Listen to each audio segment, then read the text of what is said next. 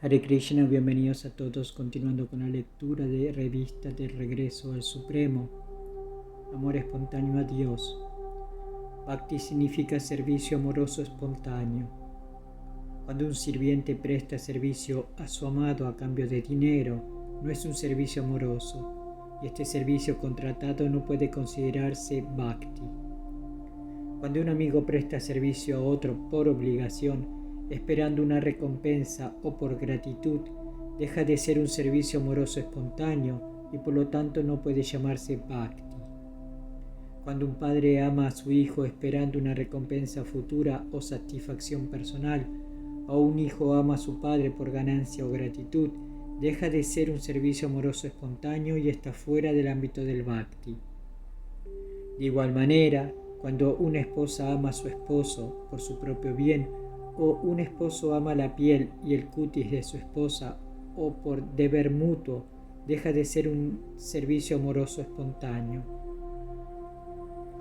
Durante nuestra estancia en el mundo material, debemos mantener una relación entre un objeto material y su dueño, entre un amo y un sirviente, entre un amo y otro sirviente, entre amigos, entre padres e hijos, entre esposos y esposas, o cualquier otra relación similar, ya sea entre personas, animales o la naturaleza. Ninguna de estas diferentes categorías de relaciones puede denominarse Bhakti. Ninguna relación sin un motivo, y aunque aparentemente encontremos algunas relatividades sin motivo alguno, mediante un análisis profundo podremos ver algún tipo de motivo, ya sea en mayor o menor grado. Por lo tanto, el Bhakti o servicio amoroso espontáneo no puede aplicarse a ningún objeto en el mundo tridimensional, sino que es algo que pertenece exclusivamente a la personalidad de Dios. Cuando se trata de servicio, se acepta automáticamente a quien se sirve y también al sirviente. Siendo omnipresente el Maestro o la Divinidad Todopoderosa, su servicio o sus sirvientes también lo son, y como tal, la Bhakti también lo es. Omnipresente como la personalidad de Dios, Bhakti es un término que trasciende todas las ideas mundanas de servicio, con su ineficacia o embriaguez. El servicio del mundo mundano tiene su egoísmo, insuficiencia e ineficacia, pero el Bhakti es completamente diferente de todas esas ideas mundanas. El Bhakti es autosuficiente, eterno e independiente. Nada ayuda a alcanzar el Bhakti, y nada es determinante para ejercerlo. Él en sí mismo es el medio y el fin en su estado puro. Este Bhakti, aplicable solo a Dios, es devoción pura sin deseo de recompensa. Servir a Dios con la intención de obtener algo no es Bhakti puro. Es muy posible que el devoto, mientras se encuentra en las modalidades de la naturaleza material, realice sus servicios a Dios con algún tipo de deseo. Estos deseos se dividen en las modalidades de la oscuridad, la pasión y la bondad. El servicio a Dios, acompañado de deseos de envidia, orgullo, enemistad, ira, etc., que son producto de la diferenciación, es Bhakti mezclado con la modalidad de la oscuridad.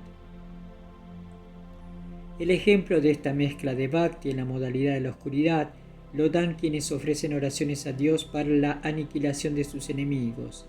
Es necesario orar a Dios específicamente para la aniquilación de los enemigos, pues aunque no existe una oración con ese propósito específico, Dios siempre está con su devoto puro para protegerlo de las manos de los enemigos. La personalidad de Dios declara, con el mayor énfasis en el Bhagavad Gita, que su devoto jamás es vencido en ninguna circunstancia. La mezcla de Bhakti en las modalidades de la pasión es evidente cuando se presta servicio a Dios, con miras a acumular riqueza, fama y nombre, producto de las modalidades de la pasión. Y la mezcla de Bhakti en las modalidades de la bondad se encuentra cuando se presta servicio a Dios como un deber hacia el Supremo. Pero el Bhakti puro trasciende todas esas modalidades materiales de bondad, pasión u oscuridad. Este Bhakti es una respuesta espontánea a la llamada del servicio trascendental. Un amor espontáneo, aparentemente matizado, es visible entre los jóvenes. Un joven, en cuanto conoce a una joven, desea espontáneamente desde el fondo de su corazón relacionarse con ella. Y de la misma manera el corazón de la joven también desea la relación del joven con igual prontitud e inclinación. Aparte de la autenticidad de estos deseos lujuriosos del joven y la joven, como se expuso anteriormente, la prontitud, la inclinación natural y la modalidad de la espontaneidad, cuando se despiertan para el servicio trascendental de Dios sin ganancia personal alguna, no son más que signos genuinos de amor por Dios, que surge del plano espiritual puro en oposición a las acciones mentales o físicas. Bhakti, cuando está desprovista de toda acción mental y física, se la llama puro. Es puro en el sentido de que no tiene el más mínimo rastro de las modalidades de la bondad, la pasión y la oscuridad, ya que estas modalidades están limitadas a las esferas del plano mental y físico. Esta devoción pura, libre de los matices de todas las designaciones del plano mental y físico, cuando se dedica al servicio trascendental de Shri Krishna, la personalidad de Dios, con miras a satisfacer únicamente sus sentidos, se llama Bhakti puro. Según Kaviraj Goswami, autor del Chaitanya Charitamrita, los síntomas de la devoción pura son los siguientes. No puede haber ningún deseo excepto la determinación de progresar en la realización trascendental de la devoción a Dios.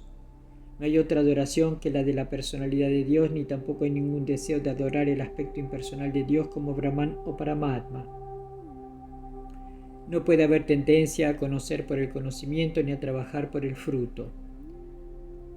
Liberado de todo esto, cuando uno intenta no tomar más de lo que necesita para su sustento y para cultivar el servicio trascendental a Dios con todo el corazón y el alma, se llama devoción pura e inmaculada Bhakti. Este Bhakti puro es inmortal y siempre creciente, a diferencia de la lujuria material moribunda. La lujuria material, que erróneamente se presenta como amor, es saciable y moribunda. Tenemos miles de ejemplos de divorcios en supuestos amoríos tras la satisfacción de la lujuria física, pero el amor espiritual por Dios nunca se sacia. Al contrario, su amor puro por Dios aumenta la propensión espiritual sin parar. Estas son algunas de las pruebas de fuego del amor espiritual por Dios, y el devoto debe estar siempre en guardia contra una analogía indebida entre la lujuria material y el amor espiritual. Existe una enorme diferencia entre ambos. Al alcanzar este amor trascendental por Dios, uno se vuelve inmortal y satisface todos sus anhelos materiales. La perfección, la satisfacción o la inmortalidad nunca se alcanza mediante un método imperfecto, mortal e insuficiente. No se puede experimentar con la verdad absoluta. La verdad absoluta debe alcanzarse primero mediante el método absoluto, y solo entonces se alcanzan la perfección absoluta, la inmortalidad y la satisfacción. Un ejemplo vívido de tal plenitud es Dhruva Maharaj. Comenzó su penitencia con el propósito de obtener ganancias materiales, pero al final de la penitencia y la meditación, al encontrarse con la absoluta personalidad de Dios, se vio completamente satisfecho de todos sus anhelos materiales. Cuando la personalidad de Dios quiso recompensarlo con cualquier deseo, se negó a aceptarlo, pues pensaba que no había nada más valioso que la presencia de la personalidad de Dios ante él, la cual jamás se alcanzaría ni siquiera con las penitencias más severas de muchísimos siglos. Sintió que había obtenido la joya más valiosa mientras buscaba una piedra insignificante. Así pues, al alcanzar la verdad absoluta, nadie desea nada más que el absoluto. El método absoluto para alcanzar esta etapa consiste en despertar el amor espontáneo y latente por Dios, conocido como servicio amoroso Bhakti, que también es absoluto. Al alcanzar el Bhakti o servicio amoroso a Dios, el devoto, primero, no desea ningún otro compromiso. Segundo, no teme a nada. Tercero, no envidia ningún objeto. 4. No disfruta sensualmente. Y 5. No se esfuerza por nada mundano. Un devoto puro o servidor trascendental de la personalidad de Dios, tras haberse renegado completamente de sí mismo bajo la dirección de Dios, no tiene ninguna otra ocupación. Por lo tanto, sus logros, ganancias o pérdidas nunca deben considerarse resultado de sus propias obras, sino que son todos premios de la personalidad de Dios. No debe considerarse que solo quien trabaja con la mayor diligencia para su propio beneficio disfruta de todos los placeres de este mundo. mientras que el devoto, al dedicarse simplemente al servicio trascendental de Dios, sufre de toda clase de carencias materiales. El devoto plenamente dedicado al servicio de Dios piensa naturalmente en Él en cada momento de su vida, y todo lo que hace para el sustento conjunto del cuerpo y el alma siempre lo hace con miras al servicio trascendental. Dios recompensa suficientemente a estos devotos sinceros, incluso materialmente, y los protege de todo encuentro. Tal es la misión de la personalidad de Dios, como dice en el Bhagavad Gita 9.22. La personalidad de Dios se complace en mantener y subvencionar a sus devotos, como un hombre común se complace en mantener a su familia incluso a costa de un sacrificio personal.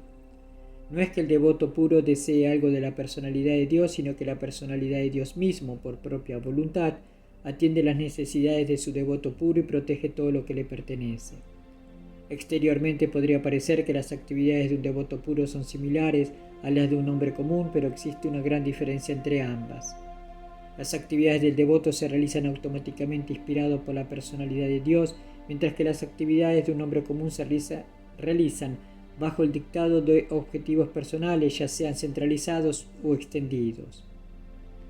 El beneficio especial del devoto reside en que las ganancias que obtiene por tales actividades inspiradas son productos de la gracia de Dios Todopoderoso, mientras que las ganancias de un trabajador común, por grandes que sean, son el resultado de sus propias actividades. La gracia de Dios es una fuente de placer permanente y trascendental, y las ganancias obtenidas mediante esfuerzos personales son temporales, transitorias y reactivas, según las modalidades de la naturaleza.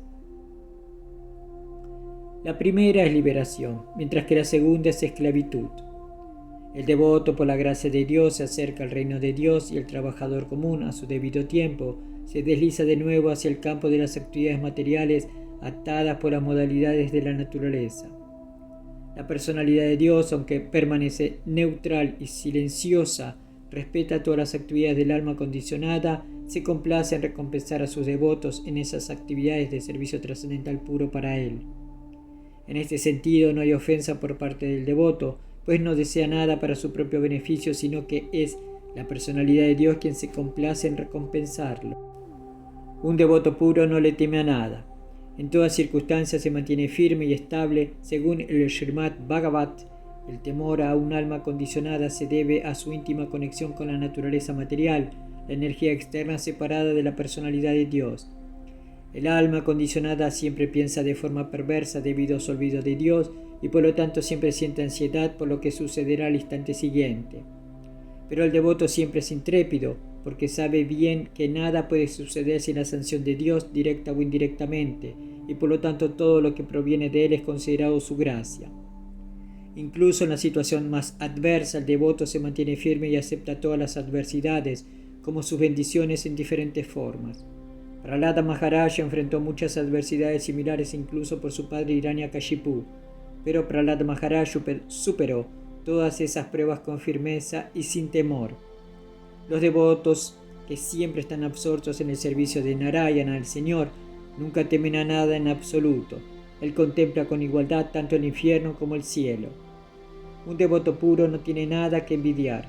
En el Bhagavad Gita se afirma que antes de alcanzar el plano del servicio devocional uno debe identificarse con la cualidad de Brahman, el Supremo, cuando esa alma liberada se vuelve siempre alegre. En ese momento no tiene nada que lamentar ni envidiar. Srila Prabhupada Ki Jai. Hari Bol.